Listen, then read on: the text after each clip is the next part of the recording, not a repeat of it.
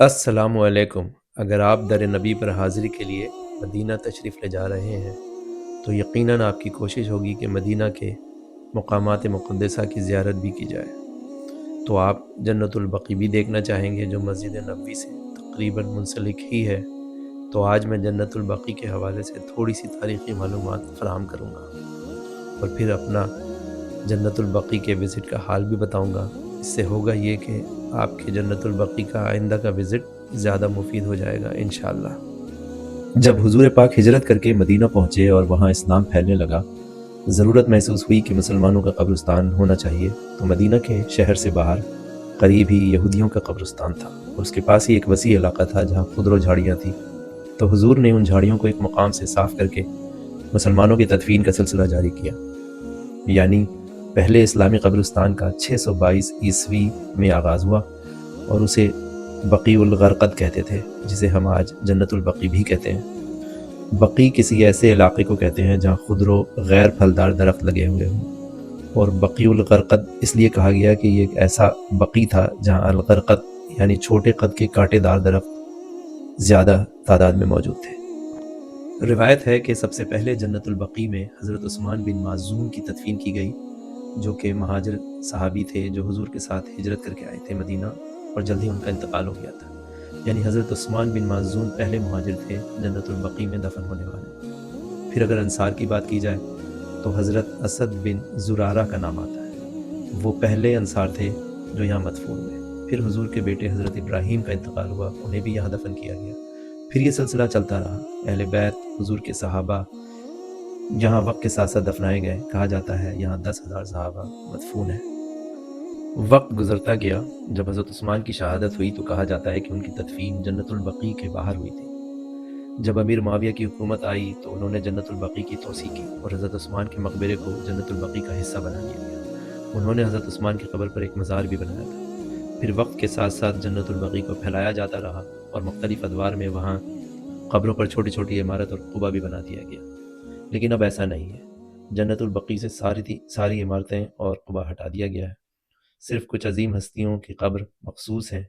उनके अलावा बाकी तमाम कब्र थोड़ी मुद्दत के बाद दोबारा किसी और मैयत के तदफीन के लिए इस्तेमाल होते हैं। आज जन्नतुल बक़ी मुख्तलिफ सेक्शन में बटा हुआ है। उसकी वजह यह है कि हर सेक्शन में 3 से 5 साल के बाद पुरानी कब्रों को ख़त्म करके नई कब्रें बना दी जाती हैं। तो जब आप कब्रिस्तान विज़िट करेंगे वहाँ आपको सारी कब्रें जो नज़र आएंगी वो ज़्यादा से ज़्यादा 3 से 5 साल पुरानी होंगी, माँ सिवाय उन चंद अजीम हस्तियों की कब्रें जो महफूज कर ली गई हैं हमेशा के लिए।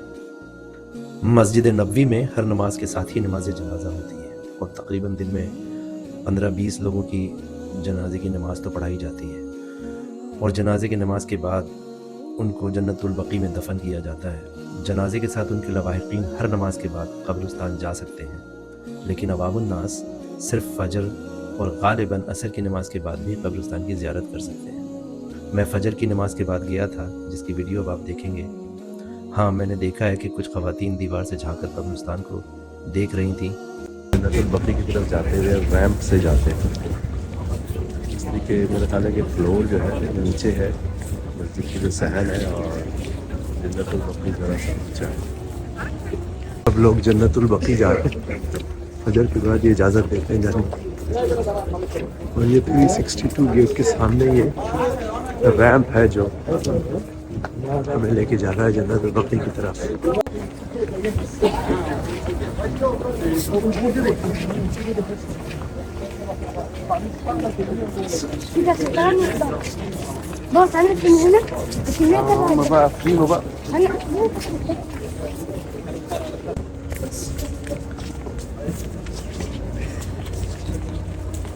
सिंपल ग्रेव्स हैं।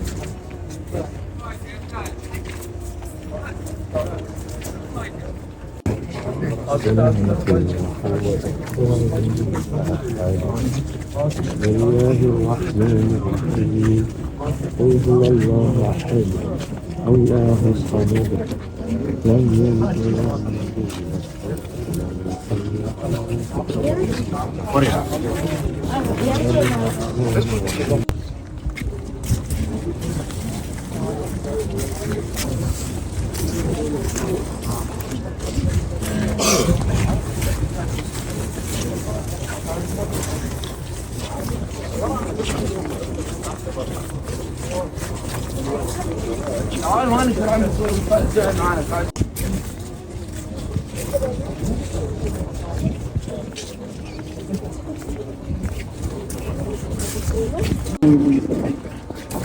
سب لوگ گریو یارڈ کے اندر آئل میں چلتے ہوئے آہستہ آہستہ آگے بڑھتے پھر یہاں سے نکل جاتے ہیں.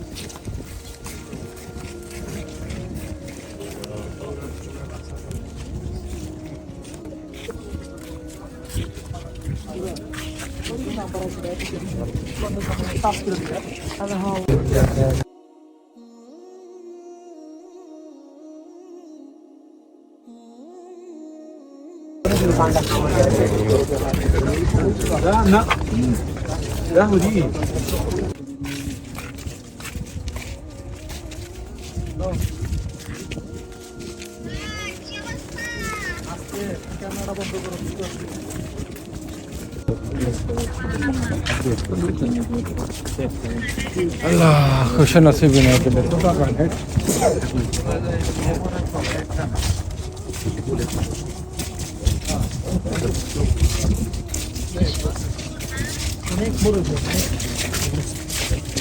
আচ্ছা ঠিক আছে আমি ভিতরে যাবো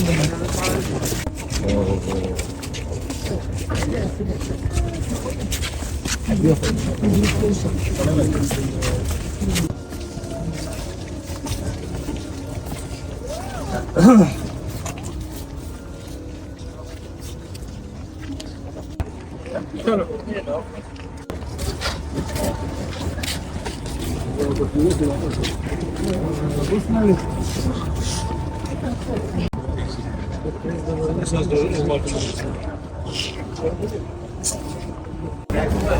approximately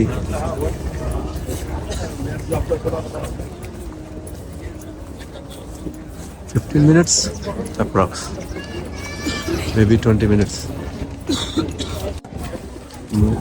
جنت البقیع کا جو گیٹ ہے وہ ایکسٹریم رائٹ پہ 360 اور 362 گیٹ کے سامنے.